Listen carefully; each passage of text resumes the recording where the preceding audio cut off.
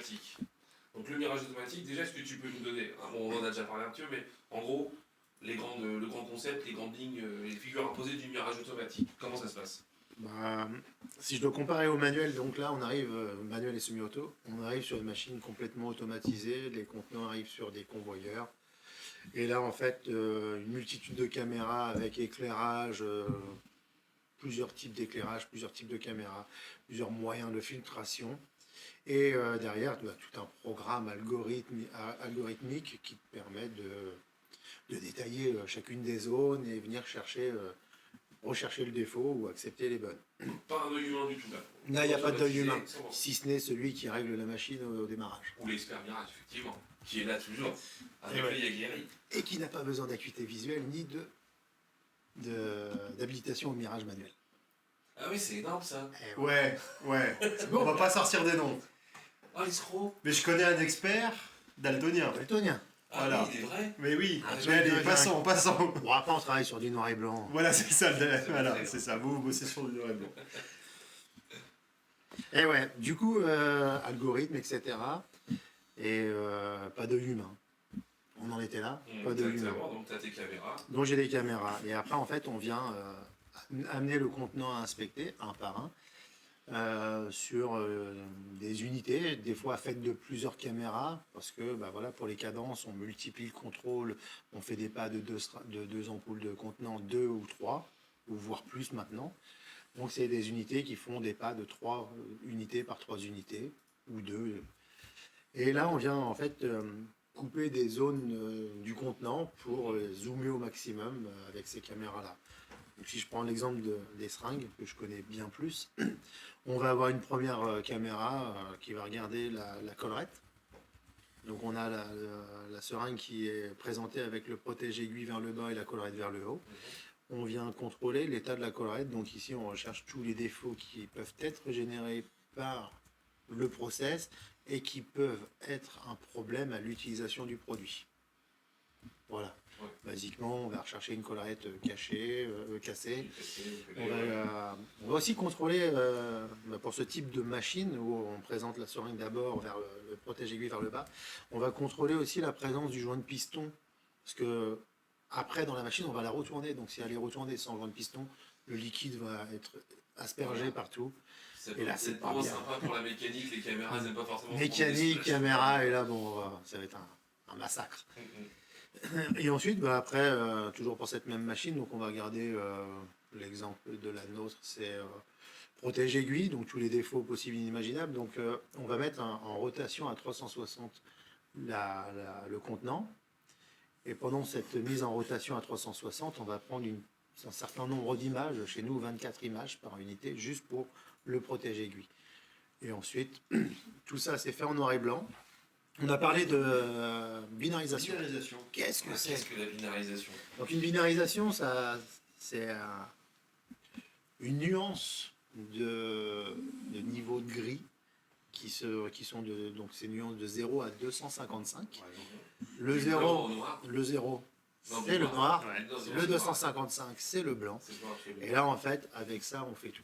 Donc tu regardes en noir et blanc. On est en noir et blanc. Ouais, La machine regarde en noir et blanc. C'est que du coup, chaque pixel va avoir un niveau de gris entre 0 J'allais venir. et 255. Chacune des photos, voilà, va être remise en binarisation. Donc chaque pixel a un niveau de gris entre 0 et 255. Et tu vas dire par exemple 177 c'est noir, enfin de 0 à 177 c'est noir, C'est là après on s'amuse avec tous les voilà. algorithmes et paramètres. et de 178 à 255 c'est blanc. C'est là On où peut tu faire ça. binarises. On peut faire cette Un seuil binarisation. entre lequel on va se dire. C'est ça. Ah. On définit un seuil qui devient notre fameuse limite entre le noir et le blanc. Après, on peut Donc, agrandir les objets. tu veux me dire que si on reprend ton exemple de la caméra, non, ça me paraît à fond à Vas-y. chaque fois. Ta caméra qui vérifie le protège-aiguille. On a 100% des unités qui sont inspectées, qui sont mises en rotation devant chaque caméra où elle va passer la seringue. On prend en rotation 24 Images, images par seringue. unité. Ces 24 images vont être superposées sur une image Voilà. finale. On va avoir 24 images superposées. Et là, on va venir voir les différents défauts qu'il pourrait y avoir sur ce Donc là, on 360. binarise machin, on a tous les niveaux de gris, et la machine, elle est capable d'interpréter s'il y a un défaut ou pas. Alors sur des principes de sécurité positive, au sens où, Ouais. par définition, si on ne lui dit pas qu'elle est bonne, elle est mauvaise. Elle est éjectée, ouais. Elle est éjectée par défaut, pour être sûr qu'on n'ait pas de problème de faux négatifs, on va dire. Mm. Et la machine fait ça à des cadences de 24 000, 36 000 heures. Donc, juste pour rendre compte, parce que les gens se rendent compte du nombre d'images et d'interprétations que, ok, c'est de l'informatique, comme tu dis, c'est des algorithmes, Ouais, que mais- la machine fait ça, en temps réel, quoi. donc on n'imagine Ça pas, arrive mais à vitesse folle. on prend les images, donc il y a ce fait de prendre, et après il y a le traitement de toutes ces images avec tout le programme derrière, algorithme, etc. Mm. C'est 300 millisecondes qu'on laisse à la machine pour interpréter si défaut ou pas. Et si elle n'a pas le temps, Elle éjecte, elle éjecte. sécurité Sécurité. positive. Time out et éjection. Voilà. Donc la seringue va passer devant. Donc on fait ça pour les protèges aiguilles. Après, chacun fait comme il le veut et découpe son contenant comme il le souhaite. Alors là, nous, on a des caméras pour les protèges aiguilles, des caméras pour le joint de piston. Donc on est sur de la seringue. Le joint de piston, une des unités les plus compliquées, puisque on a des lèvres, on a des interstices de lèvres, on a C'est des formes un peu biscorniques. plein de choses.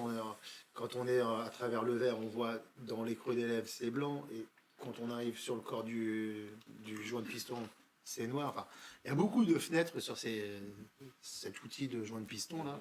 C'est très compliqué. Pareil, C'est même profiter phénomène. Des graduations. Alors, voilà. Après, il y a tous ces produits. Hein. On a des produits effectivement gradués. Et là arrive je ne vais pas divulguer le secret des fournisseurs de machines, mais il y a des outils informatiques qui permettent de filtrer les graduations. Voilà. Donc des graduations qui sont sur le verre. On parle d'un cylindre dans lequel on a rempli un produit liquide, là, pour le coup, Mhm. et qui est déjà gradué avec de l'encre et des gravures sur le verre. Et vu qu'on est en rotation, on ne peut pas bêtement poser un masque qui Ouais. permettrait Bah, de on voit retirer des la photos. zone et on ne verrait pas une particule éventuellement derrière ce masque. Non, non, on est en rotation, donc la graduation elle apparaîtra partout. Mhm. Une vitesse folle, hein. On tourne Ouais. on est entre 1000 et 3500 tours minute au moment de l'inspection. On n'est pas sur une minute, mais ça tourne Ouais. assez vite. Donc c'est vraiment un outil bien spécifique qui permet d'extraire la graduation, mais tout en laissant le verre et en allant chercher les défauts qui se trouvent derrière la graduation. Donc on a ça, et après on arrive sur nos particules. Et là, pour Là, ça exemple, se complique. Comment il y a des particules sur une de nos machines, on est quand même on est à 12 caméras juste pour des particules. D'accord. 12 caméras, mais on prend... Dédié voilà. que à ça. Ouais.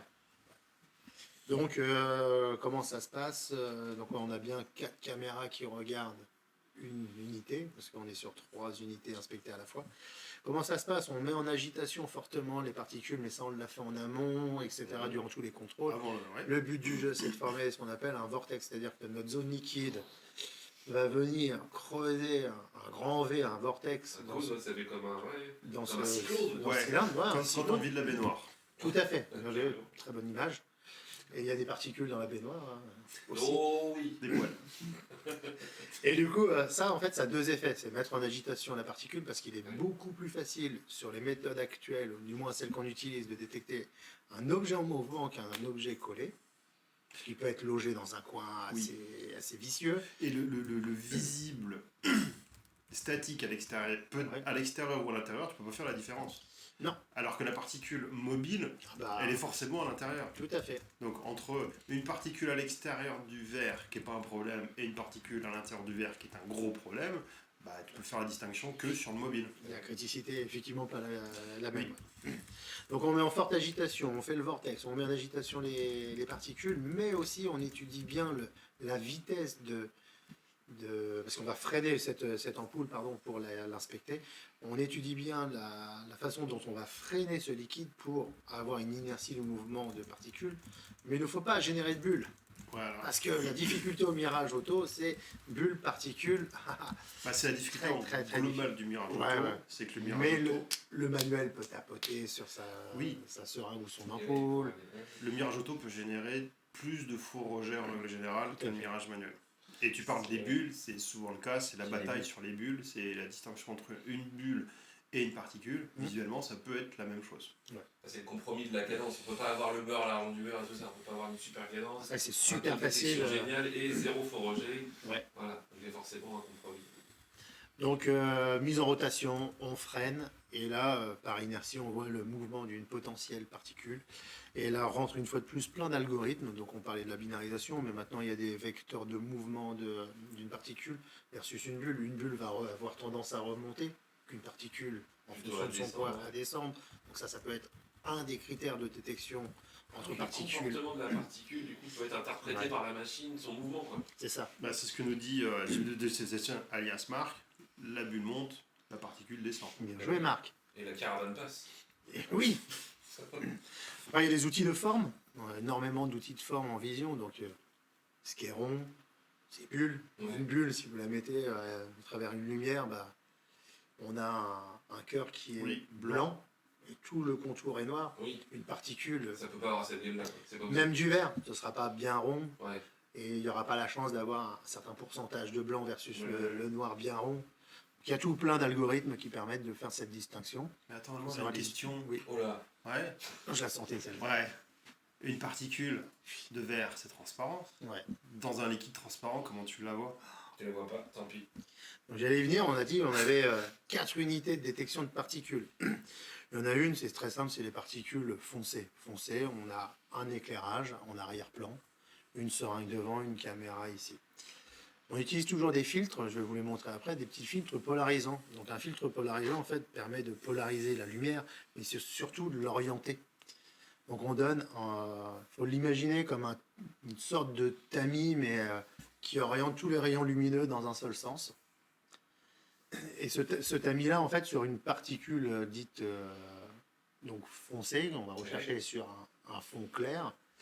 Super facile, hein, on tape dans la particule, on la met en évidence. Et, voilà, on a un côté opaque qui absorbe la lumière. Pour le vert, on va utiliser un autre phénomène, on va utiliser la double polarisation. On va Oh se là là. retrouver- Attends, je vais polariser nos viewers. Allez, Alors donc tu prends deux filtres et tu les mets l'un dans l'autre. alors, Là, je il suis faut en savoir train que de vous polariser. un filtre polarisé, du Wow. coup, Bah, c'est pareil. polarise dans un Je vois sens. cette là. Là, je vous ai polarisé. Là. Moi-même, je me sens polarisé. Ouais, là, on est tous polarisés. Putain. Et là, je le polarise dans un autre sens. Alors attention, ouais, il est peut-être pas à 90, mais fais une rotation, une rotation d'un de tes filtres. Tourne. Encore. La rotation du filtre et tu vas voir que voilà. Et là, d'un seul coup, on voit bien qu'il y a Voilà, le fait rotation d'avoir rapide. polarisé, la lumière, elle est assombrie pour vulgariser. On mais peut aller dans le voilà. noir absolu Voilà, là, on est bien. Là, on est bien. si Donc tu le là, on fous a à juste orienté les 45. rayons lumineux quelque part. Alors voilà, donc comment ça se passe? On va mettre un filtre polarisant devant un éclairage qu'on va appeler backlight, peut-être que vous l'avez déjà entendu, donc éclairage arrière du contenant à inspecter. C'est pas ouf. Ok. Ouais, On met un Ouais, polarisant. on a tenté, hein. On a fait une jamie, quoi. Oui, ouais. essayer. Il y a moyen, je suis sûr qu'il y a moyen. Vas-y. Donc, éclairage arrière, on met un filtre polarisant, ok, on oriente les rayons lumineux vers un certain angle. Ensuite, on a l'objet. L'objet, s'il n'y a rien, ça passe à travers le verre de la seringue. Jour, Tu nuit. l'as. Bien Bien joué, Jacouille, tu l'as. Bon, les rayons lumineux vont passer à travers la seringue. Et de l'autre côté, on va mettre justement le deuxième filtre polarisant face à la caméra, mais on va le mettre en angle opposé au premier filtre, qui va faire un noir absolu. Ouais. Du coup, on aura filtré les rayons lumineux dans un sens et à l'opposé dans l'autre sens. Du coup, on se retrouve dans un noir à la réception au niveau de la caméra. Si jamais il y avait une particule de verre, en fait, il y a la lumière qui va, je vais être très vulgaire, frapper l'objet. Ouais. Et du coup, les rayons lumineux vont être Entre les deux filtres. tout à fait entre les deux filtres. On a la caméra, on a le contenant, Oui, avec la particule du verre. la particule dedans. Les rayons lumineux sont bien filtrés d'une certaine manière, tapent l'objet qui est la particule de verre, et les rayons lumineux qui étaient bien orientés vont être remis dans n'importe quel sens. Derrière, on va filtrer l'opposé du premier filtre pour stopper les autres rayons lumineux qu'on souhaitait laisser passer, mais va en recevoir, la caméra va recevoir d'autres rayons qui ont été en fait déviés à cause de cette particule Donc, de verre. si pas de particule, on voit rien au Noir. fond noir. S'il y a une particule, ça rediffracte la lumière. Et là, on arrive voit un point blanc. à déterminer la particule de verre. Ah, j'espère que cette explication était claire. Je ne sais pas. Moi, je trouvais ça cool. Ouais. Non, mais c'est vrai que c'est génial ce côté. Comment est-ce que tu arrives à avoir quelque chose de transparent dans un truc liquide transparent Ouais, c'est le principe. Non, mais c'est un à jeu une cadence de folie. de 36 000 heures ou plus. 36 000 heures, 24 images par contenant, 24 caméras, 23 caméras, 22 caméras. C'est fou quand même, quoi. Donc là, en gros, tu as vu tes particules plutôt Voilà. sombres. On a vu les particules sombres, on a vu les particules claires sur une Claires autre ou unité. transparentes, voilà. Il y a une autre unité qui fait tout ce qui est objet. Alors celle-ci, elle est assez atypique sur notre machine. Elle fait pas mal de contrôles. Donc on va rechercher les particules fixes en zone liquide. Mhm. Et on va venir chercher tout ce qui est crack, donc toutes les fissures sur le corps du cylindre. Donc ça, c'est pareil, c'est une rotation à 360 degrés. Et là, on vient chercher Des fissures. Oui, parce que ça peut être une fissure Attention. sur la droite, ça peut être un peu. Ouais, la fissure n'est pas forcément dans le sens. Parce qu'une fois de plus, si on connaît bien le process, bon, déjà, une fissure, personne ne sera capable de reproduire à l'identique une fissure. Ouais, Oui. c'est impossible. S'il vous plaît. C'est pas reproductible. Non. Pas, ou je sais pas comment. Non, vous non, faites. non. Dites-le moi, s'il vous plaît. Ouais, j'en ai avec le besoin. phare choc thermique, C'est etc., impossible. ça, ouais. Non, c'est très dur. Donc, une fissure, après, il faut voir le process. Qu'est-ce qui peut générer la fissure ou la rayure? Est-ce que c'est une fissure via un mouvement de translation, un choc thermique, un choc précis? Oui. Voilà. Après, il faut apprendre à la machine toutes ces fissures. Donc, fissure, zone liquide, hors zone liquide. On Comment regarde tu aussi. fais la différence entre une rayure et une fissure? Alors, ouais. Mais comme tu dis, Ouais, Là. je le mets en porte-à-faux, quoi. En fait, le verre a une épaisseur. Quand il y a une fissure, en général, le verre, en fait, il a bougé. Donc, je me mets face à la caméra, le verre a une épaisseur et ça bouge.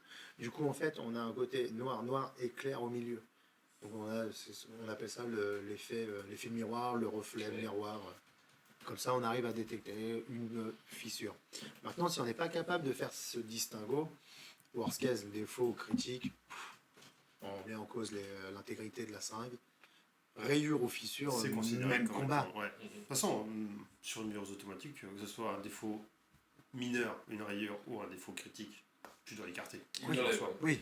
Ça va plus jouer dans la qualification, dans ce que tu as accepté ou pas. Après, les textes nous autorisent à ne pas inspecter du mineur en auto. Ouais.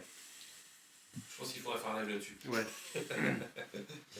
Et Donc, du on a coup, checké alors, les fissures, on a ouais. checké les particules, on va checker aussi le volume de remplissage. Ouais. Une fois de plus, on n'est pas sur les normes AMM.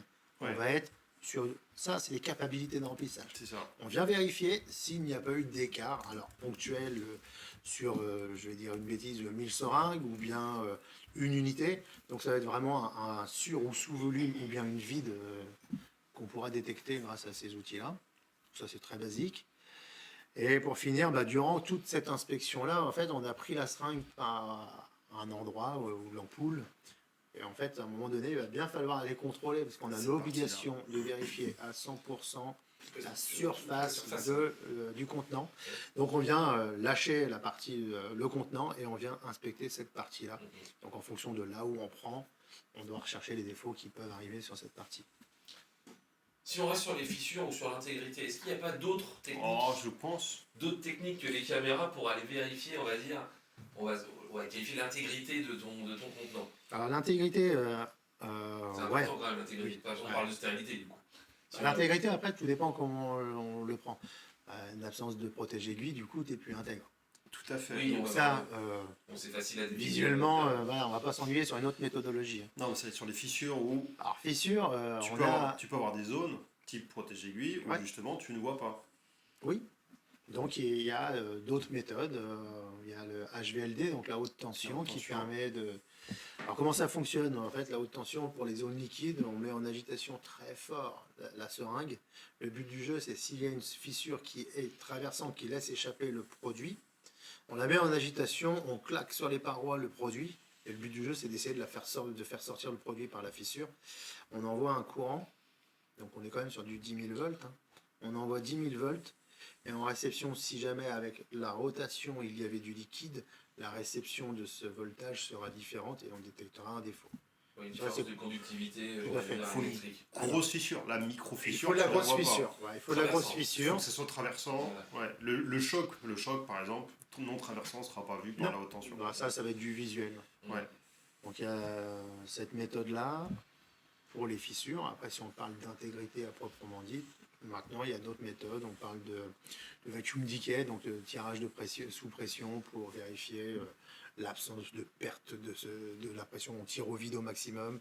Ça on remonte cherche aussi. à pas remonter d'un seul coup. Si ça remonte, c'est qu'il y a C'est qu'il y a un problème, C'est effectivement. qu'il y a une ouais. fuite. Ou Mais enfin, du liquide, enfin, de Tout ça, ça reste encore que. Aujourd'hui, il la n'y a haute pas tension, d'obligation aujourd'hui de détecter l'intégrité sur des seringues. Par contre, tout ce qui va être avec type de fermeture, je pense au flacon via le flip-off, etc. Ça, c'est une obligation à 100% de contrôler l'intégrité.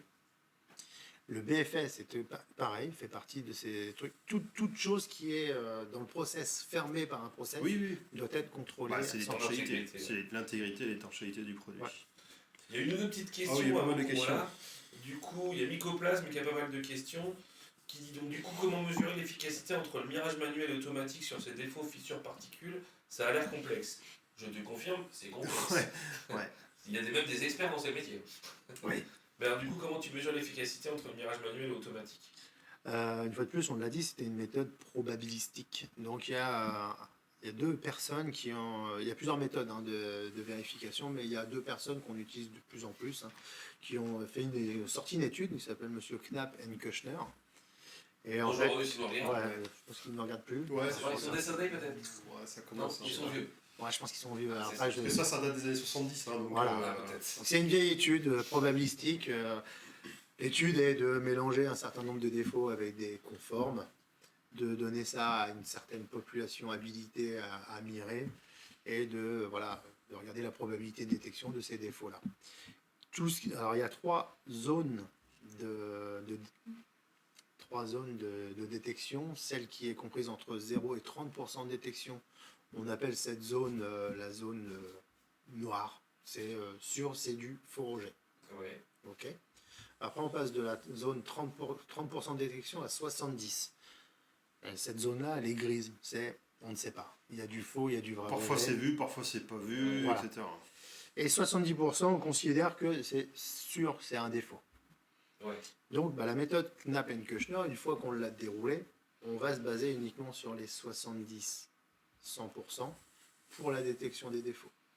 Et on devra être supérieur ou égal en automatique au résultat du manuel obtenu sur tous les défauts vus à plus de 70%. Et ça, on fait une moyenne des défauts vus à plus de 70%. Donc on prend des unités, Ouais. on met des défauts à l'intérieur, Et les bonnes. on Ouais. met des unités qui sont bonnes, on les donne ce qu'on va appeler un kit. Ouais, c'est un kit.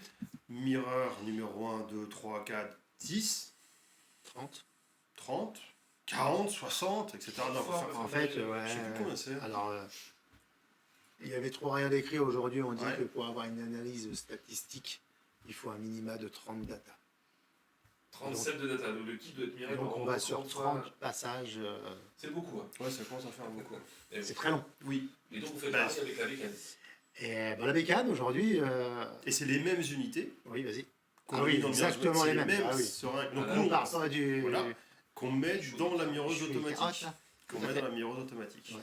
Et elle, par contre, on va du coup lui faire mirer peut-être 30 fois. 50 Alors, fois. On le fait tourner voilà. en canard en fait. Une fois de plus, ouais, Elle voilà, va c'est ça. passer la même seringue. Pour certaines machines, on a cette opportunité de la Ouais. faire en canard, Ouais. d'autres non. Donc chacun fait comme il le sent. Nous, la nôtre a fait 50 passages. Et si possible, les défauts doivent être issus de la production. Et Ça, c'est fortement recommandé. ce qui n'est pas facile pour les cracks, parce qu'en général, elles tiennent pas Oui. longtemps. Alors, les pour les cracks, c'est elles pas explosent. facile. Et s'il vous plaît, dites-moi comment on fait pour les nouveaux produits. C'est très très difficile. On peut pas. Nous, ce qu'on fait, je veux dire, la réponse, c'est que nous, en fait, maintenant, on fait du mirage manuel systématique sur les nouveaux produits. Ok. On fait une dizaine de lots, ou on fait un certain nombre de lots, en fonction du nombre de lots et de la fréquence de production, et on part sur du mirage manuel pour connaître les défauts, Et collecter aussi. collecter. Il faut les collecter. Voilà. Donc nous, là, de base, c'est mirage manuel. Ok. Ce qui est une contrainte, mais voilà, enfin, moi, c'est ce que j'ai toujours connu, c'est le mirage manuel par défaut, de toute façon. De toute façon, une fois de plus, c'est la référence. Et quand il y a zéro défaut au démarrage, il faut les trouver. Et voilà. Ah oui, c'est la foule à pour le moment. Voilà.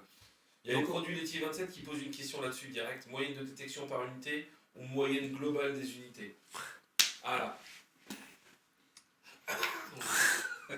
Mais non, je ne saurais pas dire. Ça dépend Ça du dépend. défaut. Ça dépend du défaut. Donc on a fait un petit sondage, quel est le niveau de détection d'une particule. Aujourd'hui, l'œil humain est capable de détecter à partir de 50 microns une particule. Mais il ne sera pas à 70%. Donc on est plus aux alentours dans un flacon vert, en 10 ml, on sera plus sur du 100-150 microns. Ouais. Si tout à l'heure on a parlé de flacon brun, forcément on sera bien au-delà en termes de taille. Je prends mon expérience BFS, on est aux alentours de 200 microns. En dessous, on voit pas. On ne voit pas à hauteur de 70. Oui, oui, tu vas peut-être voir de temps en temps, Oui, mais parce que c'est pas du verre, quoi. C'est, Et oui, Ah ouais, c'est un peu plus compliqué. c'est pas Hein. transparent, etc. Et donc, du coup. Donc ça dépend du défaut, quoi.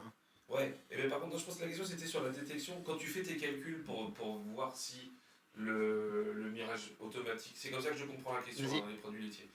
Que le mirage automatique il est au moins aussi efficace que le mirage manuel.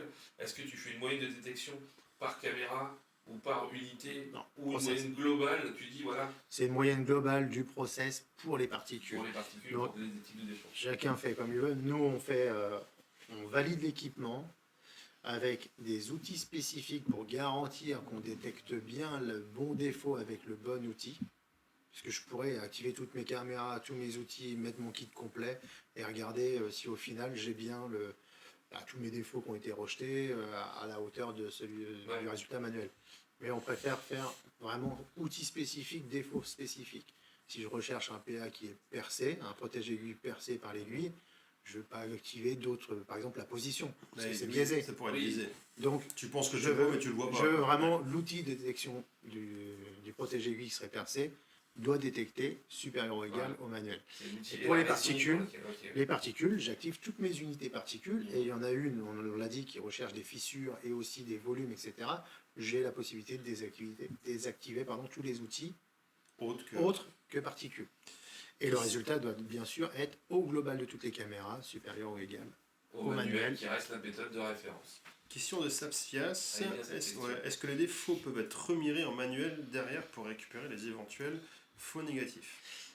USP 1790. Donc, Toujours, hein. Alors, ouais, ouais. la fameuse, toujours. lisez-la. Hein. Donc, par contre, elle est compliquée cette USP 90, parce qu'à un moment donné, on parle de passage ou retraitement. Bien faire le distinguo entre deux passages ou retraitement. On peut le faire. Par contre, effectivement, le manuel est la référence, Ouais. mais dans une population dite normale, maîtrisée en amont. Si un mirage automatique détecte des défauts, mais mieux que le manuel, on va orienter vers les défauts. Et si ces défauts-là sont redonnés au manuel parce qu'il y a des faux rejets dedans, on risque d'en laisser passer encore plus. Il faut imaginer que, c'est ce que tu dis, c'est que dans cette population qu'on passe au manuel, c'est une population condensée. Condensé en On a défauts. concentré les défauts. Bah, ouais. t'as concentré des défauts, Il fois reste, 40, fois 100. Mhm. Fois 100. Si tu as un bon niveau de défaut et si tu as un bon niveau de détection, tu n'as plus une seringue sur 10 000 qui est dans le confort. Ah C'est non. une seringue sur 2, sur 3. Donc tu donnes ça en Faut mirage maîtriser manuel. son process. Oui, mais si tu condenses, Mais oui, énormément, oui, et oui. tu passes 1 million, à un moment, tu vas passer peut-être 10 000 unités en mirage Tout manuel à fait. et à l'intérieur, tu as 5 000 défauts. Au global, c'est très très faible, mais ce que tu donnes au mirage C'est dangereux. automatique, et tu peux aussi, selon l'USP 1090, faire en semi-auto. Oui, C'est autorisé. c'est pareil. Il dit qu'il faut Et même, c'est même favoriser une autre méthode, Une autre que, méthode. que la méthode Ah ouais. initiale de détection. Ça, Là, c'est même Ou beau. un très bon rationnel expliquant que, par exemple, des bulles peuvent apparaître. Ces bulles-là, le fait de reposer le produit après agitation, puisqu'elles apparaissent avec la mise en agitation, les mouvements saccadés des convoyeurs en run-stop, etc., suite à des bourrages, tout ça, ça peut générer des bulles. Le fait de les laisser se reposer et les repasser une deuxième fois avec ce fameux mouvement de rotation au vortex qui permet d'éliminer, peut favoriser l'élimination des bulles et éviter le faux rejet. ouais, le risque sur la partie d'où le mirage automatique, c'est que tu fais ton premier mirage, Mhm. tu fais ton agitation rapide, tu viens coller la particule quelque part, Ouais. tu la repasses, et en fait, tu la veux comme étant non conforme, et tu allais la coller quelque part, tu la rends immobile, tu fais un deuxième mirage automatique, et tu la vois plus. Alors, Tu ce as que je... introduit un défaut dans les. Ouais, c'est qu'en fait, tu remires, mais tu as rendu la particule immobile Alors, par ta première agitation, et c'est là où tu peux être à risque. par contre, là, on est sur deux passages. Oui, On est sur deux passages, alors qu'en qualif, on fait quand même 50 passages, donc ce phénomène-là peut arriver aussi durant la qualif. ouais. Donc on démontre que par 50 passages versus 2 sur un cycle normal de prod, voilà, on est sur 50 passages, et idéalement, chose que l'on fait, en fait, on va avoir un taux de détection qui va être trouvé au moment de la fin de la qualif sur 50 passages. Bah, nous, on a pris le choix pour justifier du deuxième passage sur cette même méthode, sans aucune modification de paramètres de l'équipement, bah, de mettre ce résultat-là au carré pour justifier que le deuxième passage, il est Ouais, Tu prends un toujours, facteur de sécurité il énorme. est toujours supérieur au manuel malgré la mise au carré qui Oui. justifie le deuxième passage. C'est un énorme facteur de sécurité. Et là, Oui, t'as encore de la marge, entre guillemets, Voilà. avant d'atteindre l'autodétection du manuel. Parce que de te dire, je fais un mirage auto, je condense, et après je passe en mirage semi-automatique, bah, si on devait faire, par exemple, multiplier le résultat de l'automatique et le résultat obtenu en qualif sur le semi-automatique, approchez-vous pour être Ouais. supérieur ou égal au manuel. Ouais, ça va être Ouais. compliqué. Ouais. on va dire que tu as réussi Et à à l'inverse, qualifier. quand j'entends est-ce qu'on peut passer des défauts sur le manuel, j'aurais tendance à dire bah, c'est pareil, on fait la même méthode de validation, on prend le résultat de l'automatique et on multiplie au manuel, vous n'aurez jamais, Ouais, c'est impossible. vous ne serez pas supérieur, c'est possible si on est à 100% en détection en auto. Oui, c'est ça. Faut être Sinon- à fond, quoi. Sinon, ou en c'est- manuel. Ouais. Non, Il en faut au minimum 1 à 100%, sinon c'est impossible. Très bonne question de Ouais. mycoplasme. Elle est très bonne Ouais. cette question. Pour les méthodes de test d'intégrité électrochoc ou par le vide, comment est pris en compte le risque sur le produit ou sur les composants? On dit la seringue électrocutée, ouais. Bah, Je là, pense que derrière, c'est l'effet. Étude c'est de ça. stabilité. étude de Ouais, stable. ouais. Étude de Et nombre stabilité. de passages limite. Et oui, en fait, l'étude de stable va limiter le nombre de passages, de retraitement, ou tout ça.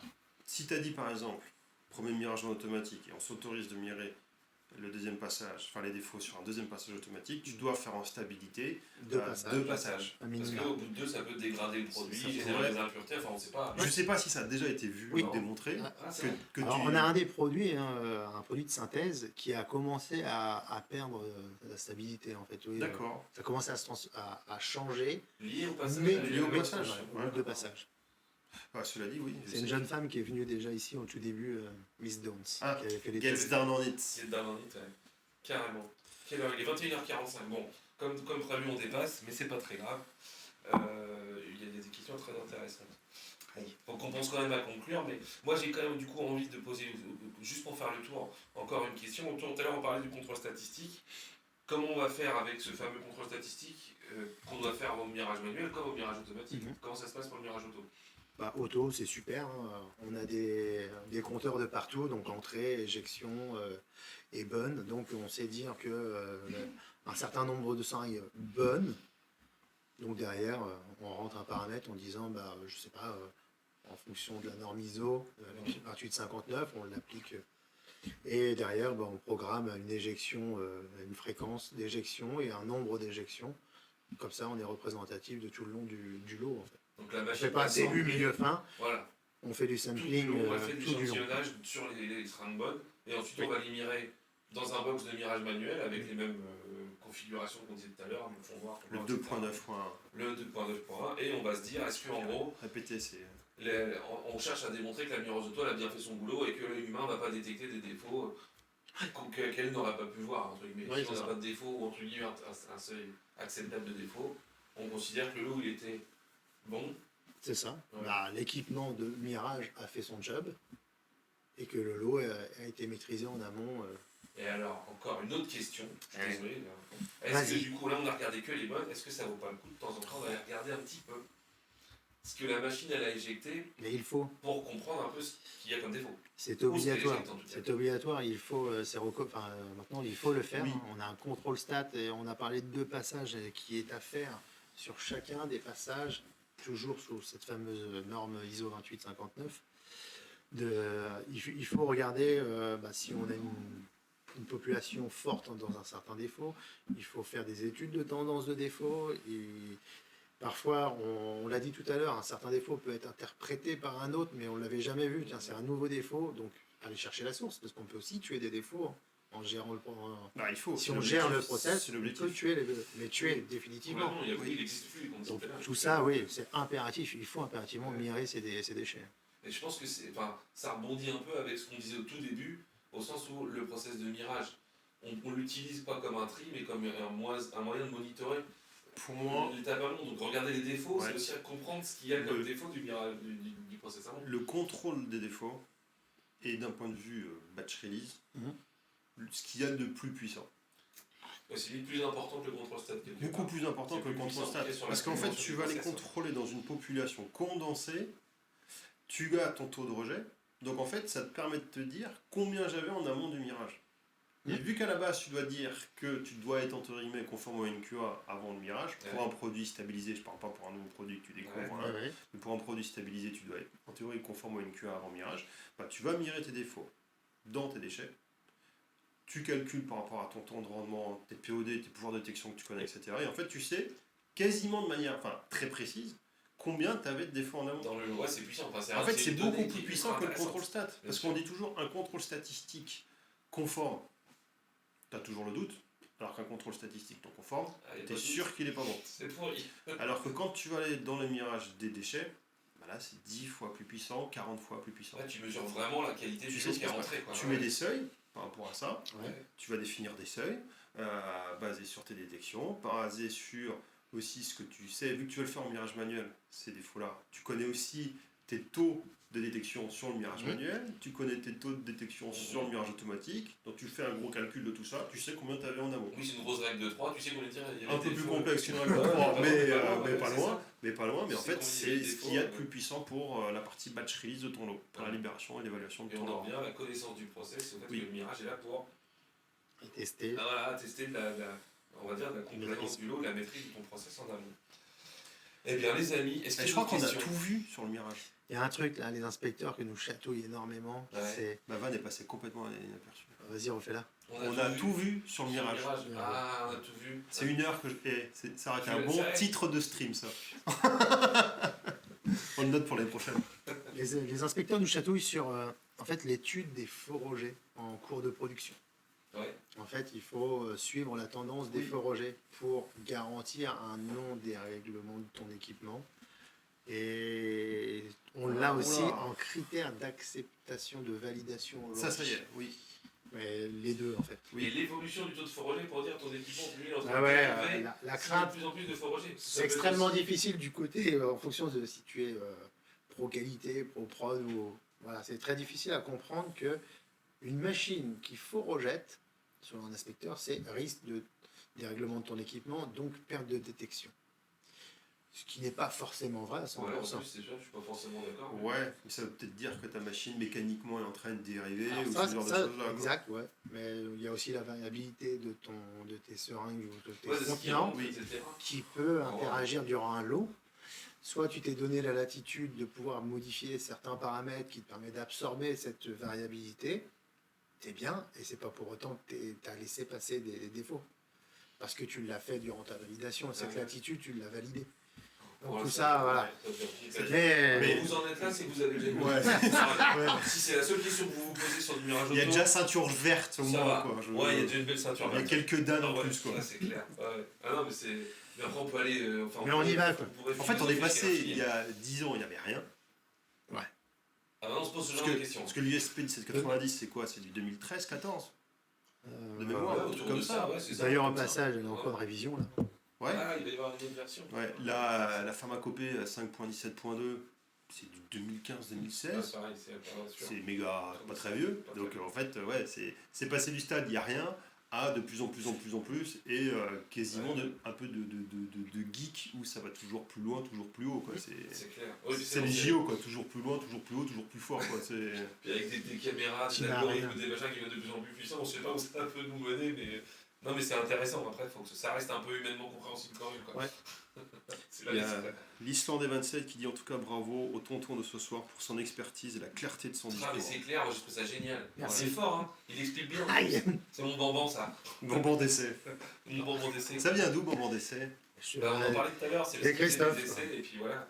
Il y avait Jean Mirose et bonbon d'essai, c'était les deux experts.